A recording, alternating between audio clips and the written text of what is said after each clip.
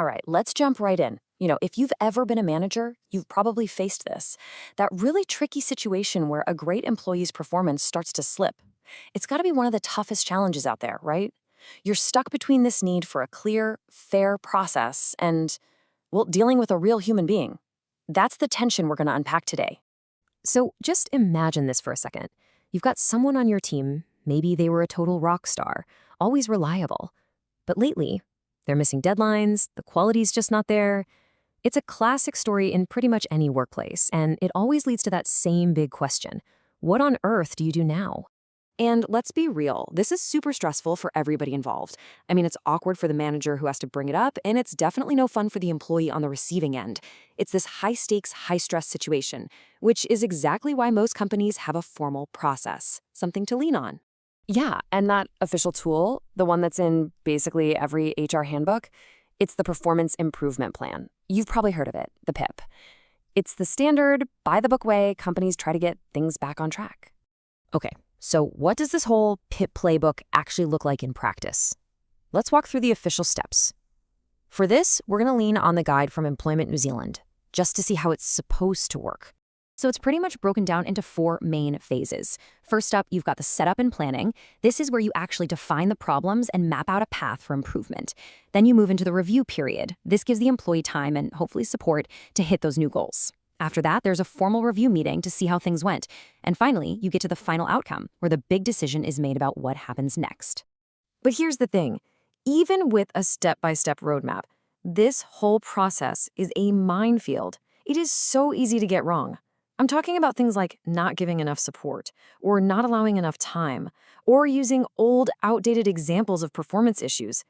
And if you get the procedure wrong, or, and this is a big one, fail to document everything, oh man, that can blow up the whole thing and even get you into legal trouble.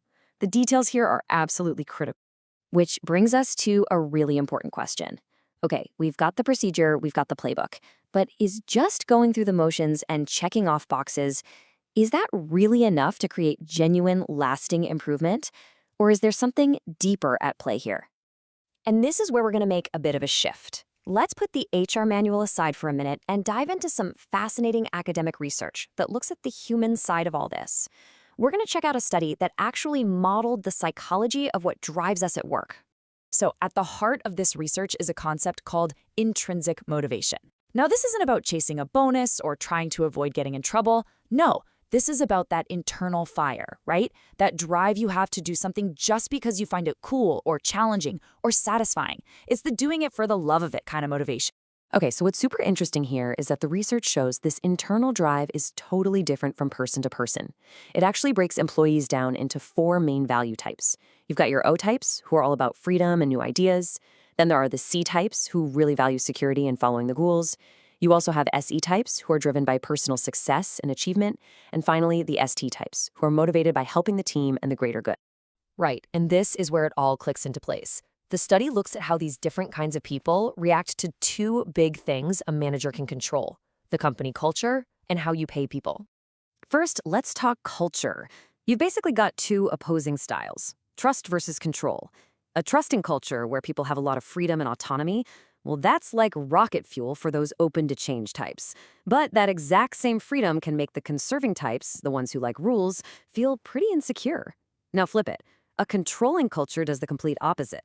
It makes the C types feel great, but it totally demotivates the O types. And here's the kicker, it actually leads to them slacking off more. Okay, then there's the money. How do you reward people?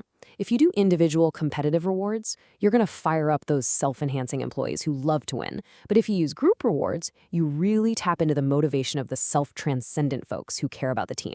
And check out the unintended side effects. Competitive pay can totally kill teamwork, but group pay can sometimes lead to so much cooperation that it actually becomes inefficient. Crazy, right? So you've got all these moving parts, right? Different kinds of people, different cultures, different pay schemes.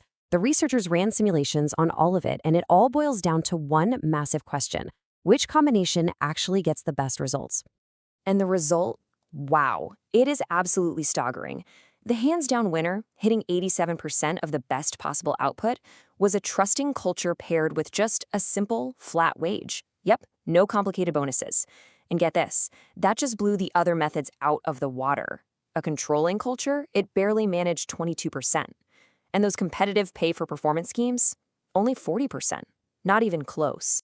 The researchers themselves summed it up perfectly. I mean, this quote really says it all. The soft lever of management style, things like trust and autonomy, that has a much, much bigger impact on performance than the hard lever of how much you pay someone. Okay, so let's bring it all back home. We've got these two different worlds, right? On one side, you have the formal, by-the-book PIP process. And on the other, you have this incredibly powerful research about what actually makes people tick. So what happens when we try to connect the dots? Well, here's the bottom line. A performance improvement plan is just a tool. It's not some magic wand you can wave to fix everything. Its success or failure depends entirely on the environment you use it in. Think about it. Trying to use a rigid, controlling process like a PIP in a culture where there's no trust, it's like trying to grow a garden on solid concrete. It's never going to work. And that leaves us with one last big idea to chew on. What if we're looking at this whole thing backwards? Instead of waiting for performance to drop so we can react with a formal plan, what if the best performance plan isn't a plan at all? What if it's just building a culture of trust from day one? Now, that's something to think about.